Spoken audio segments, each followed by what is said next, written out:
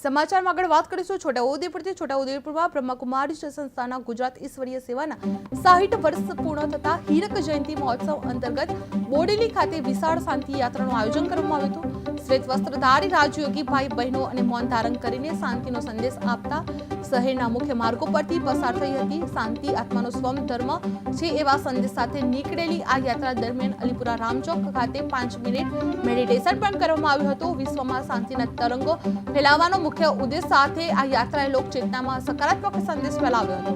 વડેલીમાં બ્રહ્મકુમારીજીની ભવ્ય શાંતિ યાત્રા યોજાઈ હતી, જેમાં હીરક જયંતિ અવસરે મૌન સાથે શાંતિ યાત્રા યોજાઈ હતી, જેમાં શાંતિ આત્માનો સ્વધર્મ યાત્રાનો સંદેશ આપવામાં આવ્યો હતો। અલીપુરા રામચોક ખાતે સામૂહિક મેડિટેશન કરવામાં આવ્યું હતું અને વિશ્વ શાંતિ માટે વડેલીમાંથી અનોખો ઉપક્રમ કાર્યક્રમ કરવામાં આવ્યો હતો।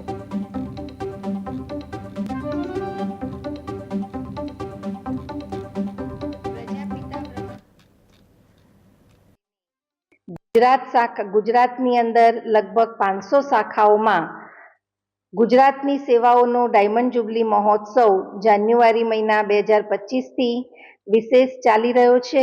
આજે 23 નવેમ્બરે ગુજરાતના 500 સેવા કેન્દ્રોની અંદર શાંતિ યાત્રાનો કાર્યક્રમ થયો, જેમાં બોડેલી સેવા કેન્દ્રએ પણ ભાગ લીધો અને બોડેલી નગરની અંદર શાંતિના વાઇબ્રેશન ફેલાવવા માટે બ્રહ્માકુમારીઝના સદસ્યો મૌનમાં શાંતિ યાત્રા